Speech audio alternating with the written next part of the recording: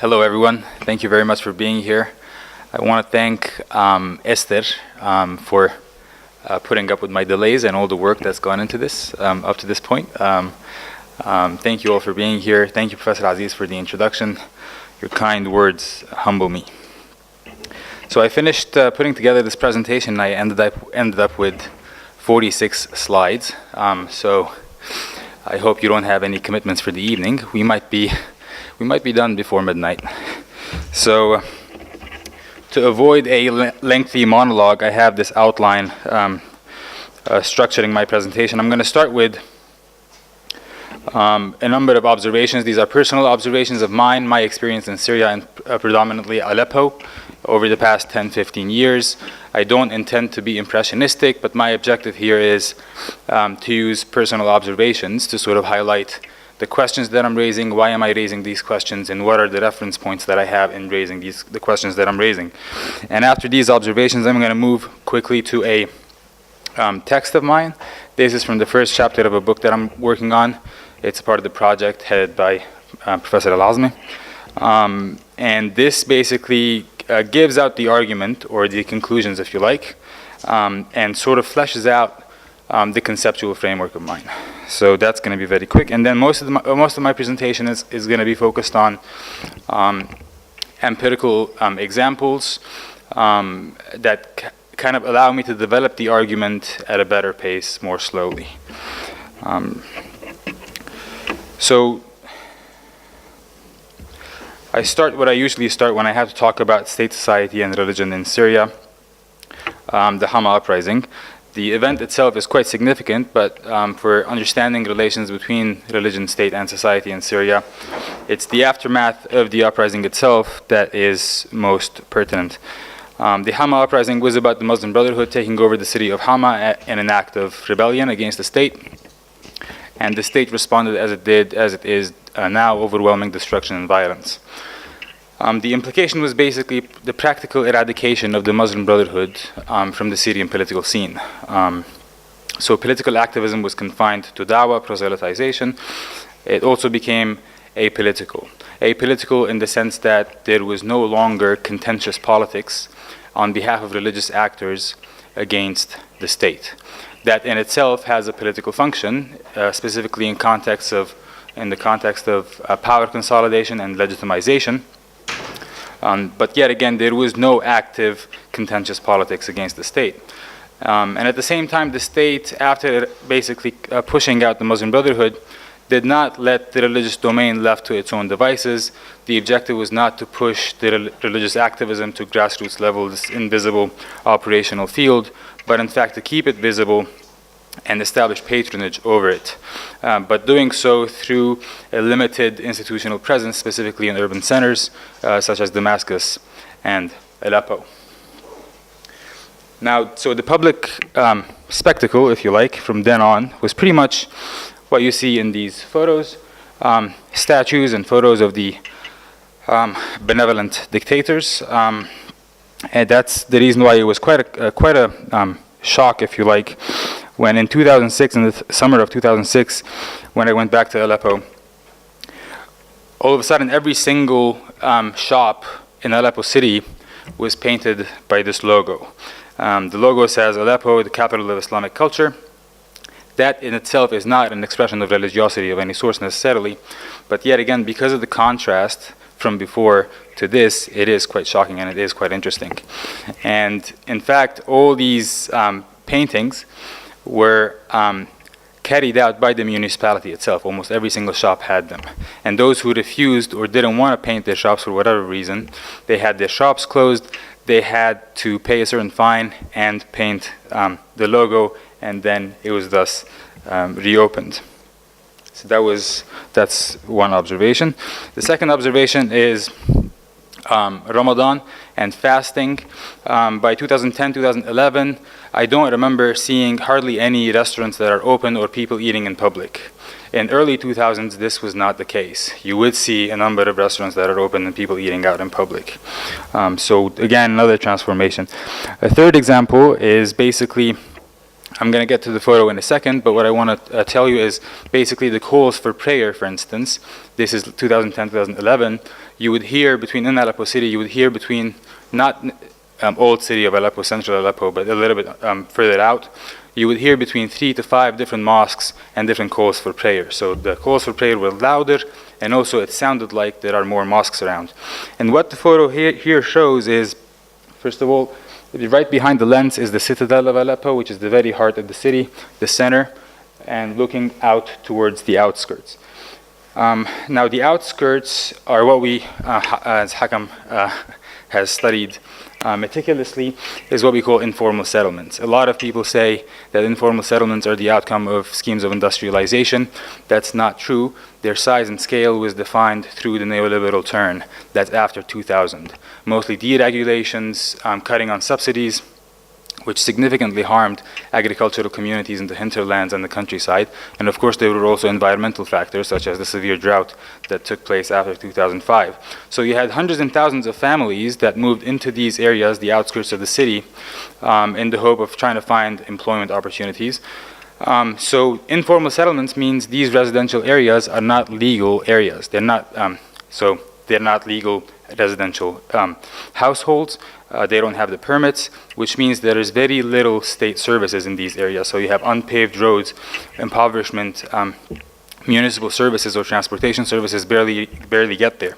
So while there is this absence of the state, if you like, from these growing impoverished areas on the outskirts, if you look closely in the photo on the outskirts itself, you see a number of mosques at close proximity to one another. So someone was building, in these impoverished areas that you don't have the state, someone was building mosques. So I'm going to move quickly to post-2011, and this is where the post-secular narratives, if you like, on Syria started emerging. So from that, all of a sudden, the Syrian opposition quickly expressed itself through a religious frame. So the jihadi Salafi organizations, armed groups, became the most prominent factions within Syria. So this led, so what do I mean by religious frame of these organizations? They have religious objectives such as establishing a theocracy. Their discursive practices include theological language, and also their organizational structures include a number of religious structures like religious courts and so on and so forth.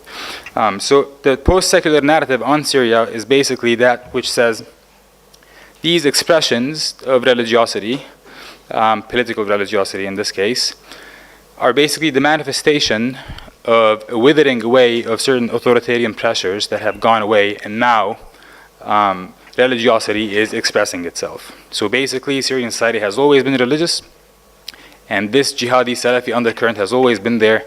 It's just been suppressed, and now that the suppression or the pressure itself has kind of eased, it is expressing itself. The argument is quite flawed, and I will get to it in detail in the text as I get into that. And one evidence how it is more complicated than that is how come, if it was a suppression on behalf of an authoritarian imposition, how come the government just a couple of weeks ago passed law number 31, which gives the Ministry of Religious Endowments and Religious Affairs huge prerogatives, mostly oversight over the Ministry of Education and oversight over the Ministry of Mass Communication and Information. So basically, influence over the most potent entities and organisms for the production of knowledge. And also the law, which was 37 pages long, included multiple stipulations about the properties and the lands of the ministry. And the Ministry of Religious Endowment is one of the biggest landowners, if not the biggest landowner, in Syria, and the economic activities that go on it. So to clarify these ambiguities about the post-secular narrative and all the questions behind it, I divide my presentation in two. First of all, I want to focus on the period between 2000 and 2011, and this is on the growing presence of religion in the public domain. And the questions that I asked are what caused the shift, and what was the process. So here I'm mostly talking about the neoliberal turn, and I'll get to it in detail in the last section. And the second part is patterns of continuity and change after 2011. So this I focus on the devolution, challenge contesting the monopoly of violence and what that means for the public domain. And the question that I'm raising is the rise of armed religious groups related to developments in the religious field in Syria? Now on to the text.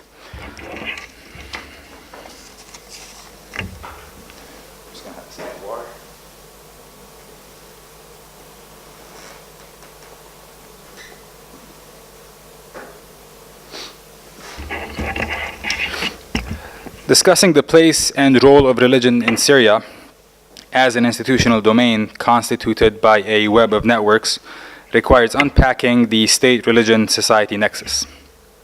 In other words, from the standpoint of institutional theory and network analysis, it is not enough to look at the religious domain per se to understand its place and functions. Its relations and interactions with other domains need to be explored as well. Any institutional domain, be it religion or otherwise, can only be assessed and its power relations highlighted in a relational approach. The predominance of the religious field might not necessarily be attributed to the increased and expanded intensity of exchanges and interactions between religion and society. Rather, the prominence or decline of the religious domain may be attributed to the relegation, collapse, or prominence of other domains, such as the state or the economy. And given the authoritarian nature of the state in Syria and the primacy of the institutions of violence and coercion, the prominence of the religious field cannot be analyzed without taking into account the position of the state. Having said this, the role of the religious domain is not limited to its relations with the state. Religious entities, activities, and even subjectivities have a broader spatial attendance, the public field. The endowment of structuring and regulating functions to religion and even religiosity can only materialize by occupying the public field, permeating and regulating social exchanges and expressions. This notion of the public field as an open and unrestricted operational space for institutions, social actions, interactions, and exchanges is central and requires a critical assessment. This leads us to bring in other often interchangeably used notions such as society and social order.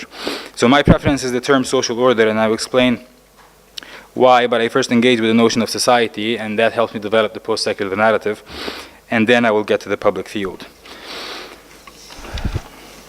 To qualify what society is, one must start by stating what it is not, and by elimination we refine our notion. Sociologists such as Weber and Durkheim have admitted, directly or indirectly, the daunting challenge of capturing the material form of society. In fact, it is out of this challenge that Weber's sociological attempts end up relying much on the ideal type model that enlists empirical grounds but is ultimately formulated normatively and in abstraction. To start, geographically and spatially bounded unitary societies are impossible to locate. Thus, the notion of society as a bounded unit of analysis with clearly identifiable boundaries lacks empirical grounding. This unitary conception of society is problematic also because it imposes a teleology on the nature of society's constituent elements. If we affirm that societies can be defined through their boundaries, be it spatial, geographic, or symbolic, then we automatically impose predetermined limits and relational assumptions between its constituent parts. How? According to the bounded notion of society, different societal elements can only space out in contained and isolated capacities, contained through the boundaries of society, and isolated through the boundaries again, which somehow separate the endogenous from the exogenous. Therefore, exogenous and endogenous factors, despite their exchanges, remain distinct and isolate. Consequently, either endogenous structures occupy a degree of primacy over exogenous ones, or vice versa. So internal tensions, contradictions, and conflicts are either contained within the said boundaries or are the product of exogenous influences or impositions. So the existing post-secular narratives on religion and religiosity in Syria follow the same logical path, either explicitly or implicitly relying on the categorization of society as a bounded unit of analysis, where internal conflict is either the product of local processes the manifestation of innate features and characteristics, or the product of exogenous influences, authoritarian impositions, be it local elites that are detached from society or completely foreign elements altogether. So this gives the post-secular narrative on Syria two lines of reasoning. The religious frame of armed opposition groups after 2011 is either primarily an expression of local and internal features, or the product of foreign intervention. One is of the argument that society was always religious, and that this religiosity was suppressed by authoritarian measures. And the other is of the opinion that although politicized and radicalized forms of religiosity were once foreign, they are now mainstream due to successful imposition and acculturation. In both arguments, religiosity is portrayed as a fait accompli, done deal, inescapable fate, and this religiosity is considered inseparable from political action. In both of these arguments, the underlying processes, including the dialectics between endogenous processes and exogenous influences, are undermined, and the manifest form of religiosity and its capacity of causation are overstated, as if religiosity is everywhere and plays a decisive role in determining social and political actions and behavior. So the post-secular narratives on Syria therefore limit their focus to manifest forms of phenomena and the impact of social constructs or manifest forms. The analysis that derives is severely constrained, and the conclusions either distort or ignore material conditions and processes. So imagine if, for instance, medical sciences or environmental sciences completely ignored processes and just focused on manifest symptoms, let's say. It would be quite disastrous. It's somewhat equivalent in the post-secular narrative. So to understand the phenomenon at hand of increased religiosity in the public field and the religious expression of Syrian armed opposition groups, their correlations and underlying processes must be questioned and carefully studied. To do this, it is prudent to return to the etymology of the word society and what it originally stood for. And I take this from Michael Mann in his Sources of Social Power, and I think he is spot on. The Latin societas, the plural form of socius, means a non-Roman ally, a group willing to follow Rome in war. As common in Indo-European languages, as in Armenian for instance, the term society in Gerutyun denotes alliances, partnerships, and companionships. The contingent and variable nature of associations comprising society found in the original etymology ought to be front and center in our understanding of the public domain. Some merit could be given to unitary conceptions of communities, as in network analysis, for instance, based on the density of interactions and networks of exchanges that are discernible from patterns of interactions and exchanges outside of boundaries. However, the stability and consistency of these underlying exchanges, networks, and boundaries remain variable and emergent. In other words, given that networks are often informal and fluid, communal boundaries are hardly ever predetermined. Rather than questions about the form of society, the point of departure ought to be the social order, the spatio-temporal constellation of multiple overlapping institutional domains and networks that continuously shape social formations. The objective is not to delimit the spatial extent of society's constituent elements and institutional domains, rather to look at the interactions, exchanges, and dialectics within and between institutional domains that define the public field. Institutional analysis allows us to accomplish this by reconnecting social behavior, including expressions of religiosity, to social structures, rather than reifying religiosity as an essential social trait, exogenous imposition, genealogical tradition, and discursive or imaginary spaces with primacy over institutional arrangements and social action. So the contest over the social order defines the public domain, which is rarely open and often institutionally outflanked and thus restricted. For any institutional domain, such as religion, to enjoy a structuring presence in the public field or everyday life, by regulating social relations, exchanges, modes of interactions, and expressions, it must have primacy in the social order by overwhelming or limiting other institutional domains. As Seth Abrutin argues, depending upon the relative dominance of one or more institutional domains, the public field will be disproportionately influenced by the ideologies of these dominant domains. Social order is therefore the product of power relations, asymmetric interdependencies, resources, methods of organization, self-organization, as well as procedures of social organization, and the institutional contests and arrangements around these, be it competitive or cooperative. So the manifest form of social formations is the outcome of the contest over the means of production and organization, which include the production of knowledge. So to expand on this, on the dense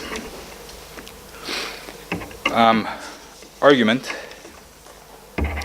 I need to reference just two aspects of one, state-society relations, and second, on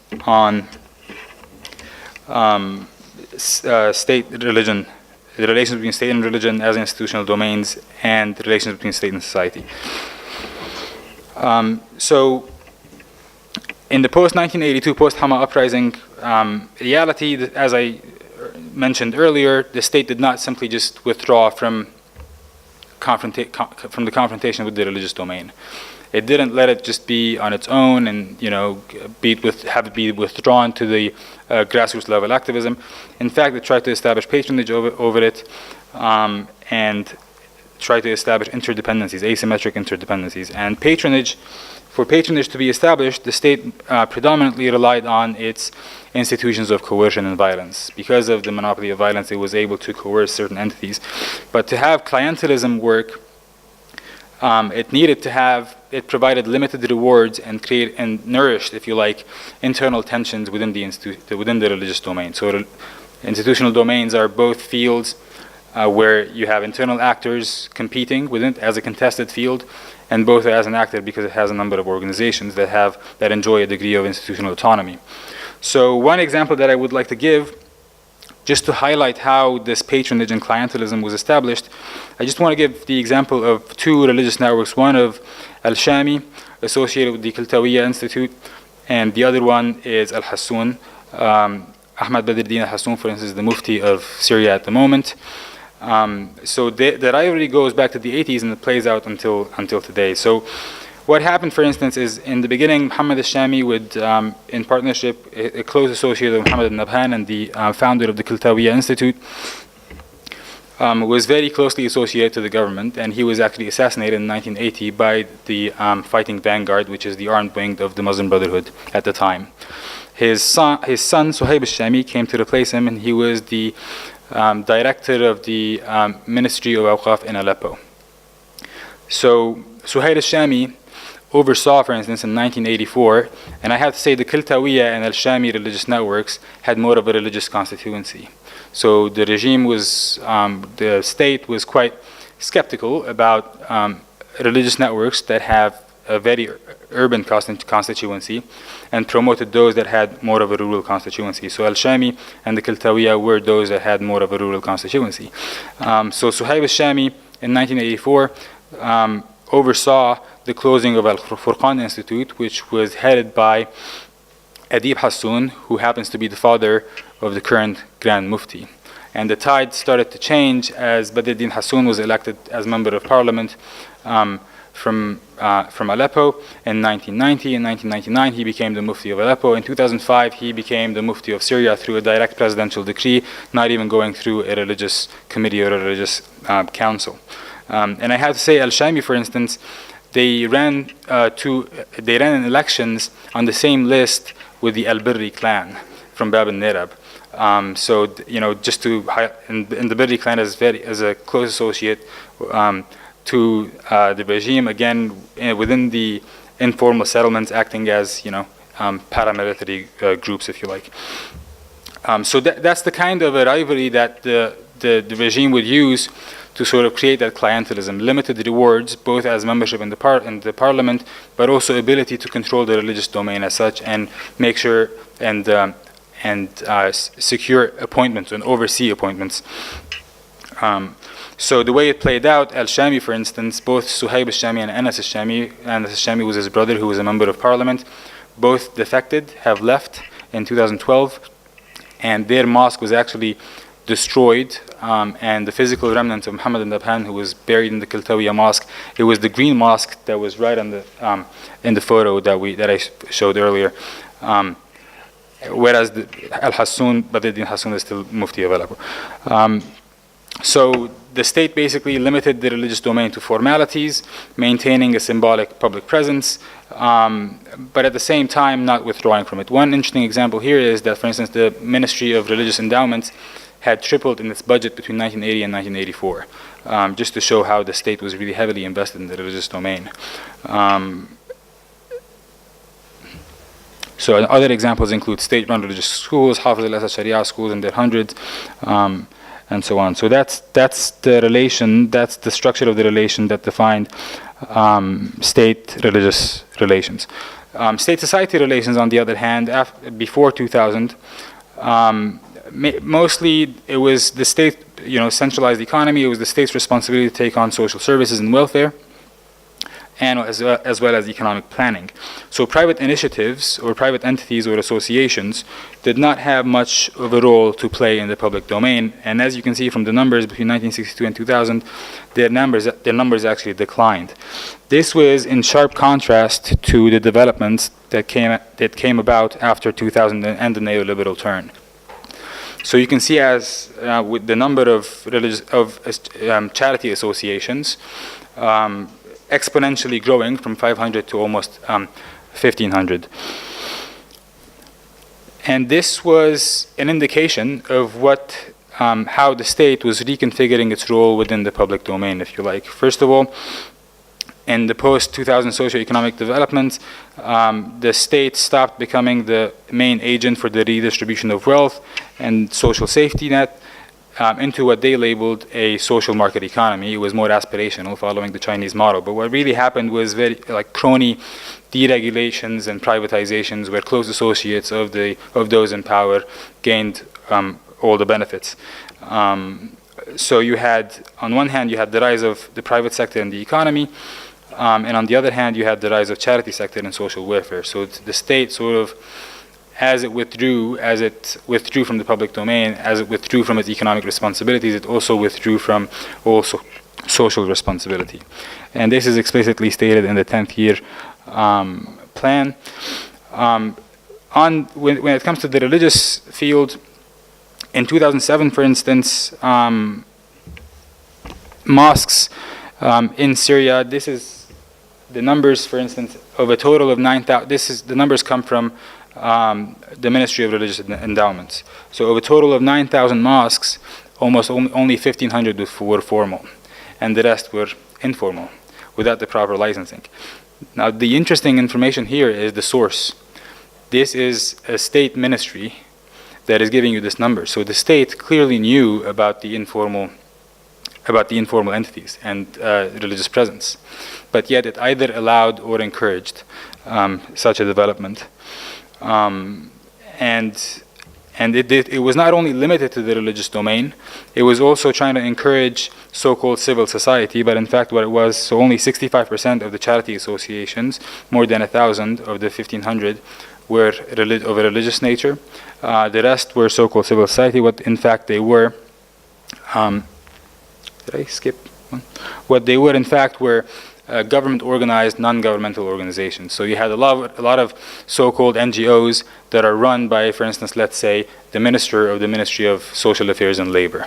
A lot of NGOs run by the wife of Bashar al-Assad, Asma al-Assad. So all these NGOs were not really civil society, but they were in fact another scheme of privatization, if you like, but making sure that those behind the state still controlled the so-called civil society. So the main transformation before 2000 and after 2000 is that Syrians, at a very basic level, were expected to report their socio-economic problems to the state. And the answers were basically subsidies, reduced taxes, social services.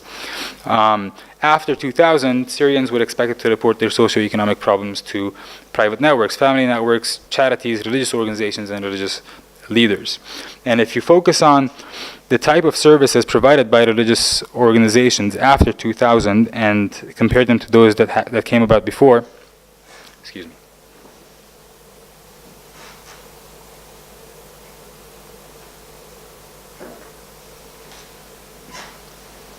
You'll see the transformation of religious actors into economic actors. So traditional charity actions, they include financial assistance, financing religious education, referrals for potential employment opportunities, communal kitchens, medical treatment for extreme cases for the extremely needy, and so on and so forth. After 2000, they were more of an economic development profile, if you like. So you had financial assistance to newly married couples, livelihood, financial aid and educational assistance to large families, granting microcredits. And also in this transition, the religious field had to professionalize itself. So they had to hire a lot of social workers, they had to hire accountants. So they emerged as employers themselves, providing employment opportunities. So you can see how the religious institutional domain is expanding through economic exchanges and through economic activities. In terms of local presence, this implied that religious entities had direct interpersonal relations. They had face-to-face exchanges and follow-ups within their communities. They had neighborhood meetings. They had mosque and church gatherings. And the number of the permanent beneficiaries, I just have a few examples of charity associations, how the numbers basically in 10 years grew tenfold. Sanduq al-Afiyah and Sanduq al-Mawadda wa-Rahma are a part of the Damascus Charities Union. They are funds within the Damascus Charities Union. Amal al-Ghad is another Damascus charity association that provides medical assistance. And you can see how the numbers actually increased tenfold almost. And these are permanent beneficiaries, so these are not one time. So you can imagine the resources that are required to carry out such activities.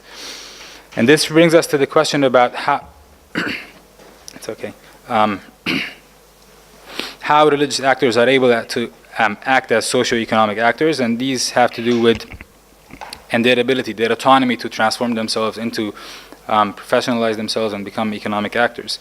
And a lot of it is dependent on sources of funding and availability of resources. And their resources came through traditional avenues, if you like, religious gatherings, and there is also a symbiotic relationship between religious entities and business networks.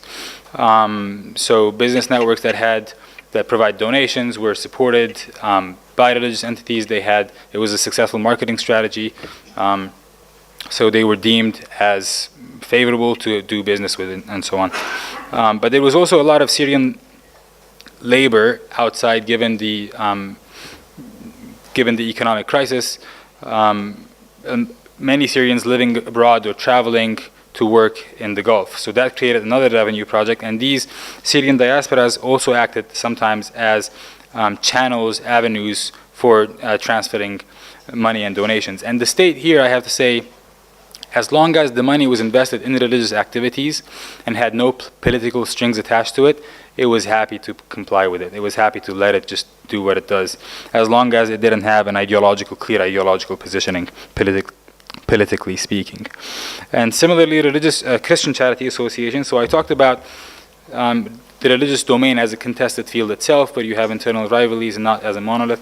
There were also but maybe schisms or dualities between denominations, between the Christian associations and the Muslim associations. And the way it came about is through a favoritism towards Christian organizations in Syria. So these are they are supported by a cross-section of society. Even the Assad family, for instance, his wife was directly involved in fundraising. They had access to international and Western associations. The clearest example of how they had certain privileges that Muslim associations, Islamic associations did not have is in the wake of the influx of Iraqi refugees after 2005 into Syria. For instance, the leading organization was the Greek Orthodox Patriarchate of Antioch. They grew a separate relief and humanitarian industry, if you like, hiring more than 500 people almost. And they had access to resources even from beyond the legal framework that the state had imposed. So entities like UNICEF and UNHCR, who were not within the list of allowed entities to give money, were actually allowed to work with the Greek Orthodox Patriarchate. So the reason why this happened is probably due to the skepticism and the wariness of Gulf capital and ideological motivations behind such funding. So I don't want to give you the impression that you have a sectarian regime that only helps as clearly anti-Sunni and clearly pro-Christians, but rather it was based on a calculation of, where is the money coming from, is it associated with other political interests, and so on and so forth. So in 2002, 20% of charitable associations were Christian, so you could talk about an over-representation of Christians within the charity sector, and you can talk about an under-representation of Islamic associations. So that's clearly a symptom of state retreat. I talked about the government organized. So just to summarize, the neoliberal term, first of all, economic privileges and privatization as an extension of clientelism. And it was, economic privileges were used as tools for political integration on behalf of the state, even with regards to the religious domain and religious actors. And patronage was primarily based on the monopoly of violence, limited rewards, and internal competition within the religious field. The withdrawal of the state from social and economic fields led to the devolution of social and economic responsibility to new actors. And this is where the institutional autonomy of the religious field came about, because it was able to redefine itself in a way that allowed it to fill this responsibility. So overall, the religious domain emerged as an intermediary between state and society. That's from the perspective of the state, if you like, top to bottom perspective. But from the public domain, or from a grassroots level, the state was almost invisible. It was mostly religious associations that were locally present. I'm talking about socially. I'm not talking about, of course, institutions of violence and coercion were always there, that never withdrew. So the monopoly of violence was central to this constellation. Now, that monopoly of violence was what was challenged after 2011. And what happened through the contestation of the monopoly of violence and through contested territorial control, the state basically lost its ability to exercise the same functions. So this created two different microcosms, or environments, if you like, for the religious domain. One within the opposition-held areas and one within government-held areas. And I'm going to talk about them separately. I'm getting towards the end here, so bear with me. We will be done before midnight. So opposition-held areas, the first point that I want to mention is, if there was ever such a moment that local agency was allowed to sort of express itself, was that moment when the armed factions that took over Aleppo, let's say, were not really well organized, but yet again, local entities had the capacity to organize themselves by themselves. And in that moment, right after 2012, what you had is, for purposes of local government, you had the local councils and you had the Free Independent Judiciary Council that took on the responsibility of organizing life and social organization. And what happened is, these are basically lawyers, judges within the Free Independent Judiciary Council, independent lawyers and judges that came together and realized that there is a vacuum, state institutions were not functioning properly, and decided to fill in the vacuum. And what they applied was Syrian state law. And Syrian state law, I stand by this, is secular. You do have religious aspects of it, specifically in matters of personal status law, but it is predominantly secular. So you don't have religious references outside of personal status.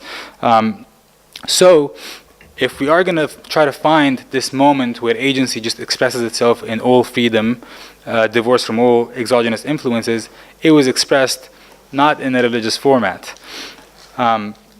As the armed factions grew more prominent, they saw these independent entities taking on local government as competitors. So it was a threat to their rule, because armed factions were not only fighting against the government, but they were also trying to establish local control. And they wanted to have entities that are a direct extension of their own forces. So they had their own religious courts that they came in. And of course, the main difference is the free judiciary did not have the enforcement mechanisms. So the lawyers can say whatever they want to say, they can run whatever court they want to run, but there's nobody to enforce. So they depend on the armed forces. And when you have the armed forces coming in with competing structures such as religious courts, then that pretty much settles it. And these religious courts and religious entities emerged as a comprehensive regulatory system. So they didn't really spare any aspect of social life just to its own devices. So they took on education, religious schools, religious decrees. They even took on relief and humanitarian work. So they emerged as the primary organizations taking on local government. Now, there are internal competitions, so it's not that there is this one religious court that was governing over Aleppo. So the Nusra had its own Dar al-Qada. The factions that subscribed at some point to the Islamic Front had the Sharia commissions, and the Islamic State had its own religious courts. Equally, similarly, an extension of these armed groups were charity associations that emerged after 2011. So what I do in my work is mostly I identify more than 24 organizations that were active in Aleppo before 2006, before the government took over, and look at their activities and what kind of services they provide, how they go about their services, and so on and so forth. And these are all specialized entities, if you like, but they are always attached, they work under the auspices of certain armed factions. And the interesting part about their work is that on one hand they are specialized in relief and humanitarian assistance, for example sanitary and hygienic services, let's say. And if you go through their social media channels, they have their websites, they're documenting their work because they have donors that they need to actually report to. You can see how they define their work. First of all, they define, let's say, sanitation and hygienic services. Right underneath it is our mission is to redefine the Syrian human being based on the guidelines of our religious piety, and so on. So every single one of them, every single relief and humanitarian actor that was operating had a clear religious agenda of clear indoctrination. And this has many examples, from the standardization of veiling, when you come up with donations of distributing the Quran, or determining what kind of veiling women should have and distributing it, to running orphanages of kids whose parents died, and you take these orphans and you organize their life around religious activity, blatant, just indoctrination. So this is the range that we're talking about. And they were also, to what extent, how do we evaluate the endogenous and the exogenous? The whole primary point that I'm making in that text was that it's really difficult to say where the endogenous starts and where the exogenous starts. But the Syrian Islamic Council, for instance, which was formed of exiled sheikhs, are they exogenous? These are Syrian sheikhs, but they are not residing in Syria anymore. And they had a level of influence, not crucial, but they did. The League of Syrian Ulama, for instance, was mostly sheikhs that were associated with the Muslim Brotherhood that operated outside of Syria since the 80s. And at some point, specifically in the beginning, the League of Syrian Ulama had more influence than any other religious entity, despite the fact that they were detached for such a long time from Syrian society. And one example of this is Muhammad al-Sabuni, who is a sheikh from Aleppo, who acted as the chairman of the League of Syrian Ulama. Liwa Tawheed still has a video, and it's up and you can see it. In a statement, an official statement, they hand over the entire relief and humanitarian work to Muhammad al-Sabuni. And the reason was because he had money. Because there was, in a situation of war, resources are so scarce that you actually need the foreign funding. And whoever did the highest bidding, you try to conform. And this, ironically, we call the phenomenon of the length of beard. So in every public statement, you could see who the donor that they're trying to speak to is by the length of the beard, if it's a nice trim or if it's a long one, mustache, no mustache, and so on and so forth. And there are also a number of other charity associations that were working that had other foreign associations, so the Turkish government, Qatari government, the Saudi government. And one prominent example that played a key role here was the Kuwaiti government, which had very lax finance laws, and it allowed the movement of capital very easily. So a lot of Gulf money would be transferred to Kuwait and from Kuwait to Syria. And that happened in so many different ways. There was the Hawala system, where you contact somebody in Aleppo or close to Syria and tell them, this is how much money I want to transfer in. They do that, and then you go give them money. I interviewed a member of the relief office of the local council in Aleppo. He was detailing how when Morsi was in power, they had delegations from the Muslim Brotherhood in Egypt, 4 or 5 people coming in with bags of money with them. There wasn't any shortage of foreign donors, but of course, when a foreign donor is trying to influence, it does come with strings attached to it. And usually, foreigners saw the conflict in more sectarian terms than locals did. So that had an impact on framing and sort of the discourse that was used, and that became predominant throughout the conflict. So now on to the government-held areas. Ironically, it is very similar. So the government, because it is preoccupied with fighting, because its institutions are sort of disintegrating, it doesn't have the capacity to carry out the municipal services and so on. Religious actors again stepped up to provide municipal services. So you had all sorts of activities, the distribution of electricity through privately owned generators, household-to-household access, free electricity, the administration of local bakeries, distribution of water. They had artesian wells within churches, and they would use the water to distribute to. So what I'm trying to show is the religious field in the post-2011 context emerged as an instrument of warfare. It was almost the entities, the field or the domain that within a war of attrition that's going on is maintaining conditions of livability, if you like. So even land allocations, for instance, the Awqaf just about a year ago just gave away 340 acres of land in Latakia. So a summary of systemic collapse: the devolution of the monopoly of violence increased exogenous influences, religious actors as economic actors again, and primarily stepping up in the field of local government and municipal services. I talked about religion as an instrument of war, and you could see within the government-held areas, for instance, the asymmetric interdependencies shift. So because the state has lost its ability to coerce, it was more permissive towards religious entities. And that has so many interesting examples. So what happens to after, and we have a glimpse of this is why Aleppo is such an interesting case, because Aleppo does provide a glimpse of what's happening and what's going to happen in the future. After 2016, when the government took over Aleppo through other forces, of course, every single entity that was involved in local government within opposition-held areas was deemed a terrorist. So none of these local entities that were predominantly taking care of people and taking on local government are there anymore. And what happened, for instance, in Al-Sakhur, which was a front line and heavily destroyed, about a year after taking over Al-Sakhur, the first religious institution that went in to provide relief and services was the Jesuit Relief Services, which operated within which operated in Western Aleppo. And what they did is they established hygienic services. They had like a public laundromat of sorts. They had a communal kitchen, and they provided medical services. So you can see how religion is being used to actually determine the local landscape in Syria, if you like, the state by expanding its own religious networks that it trusts and so on and so forth.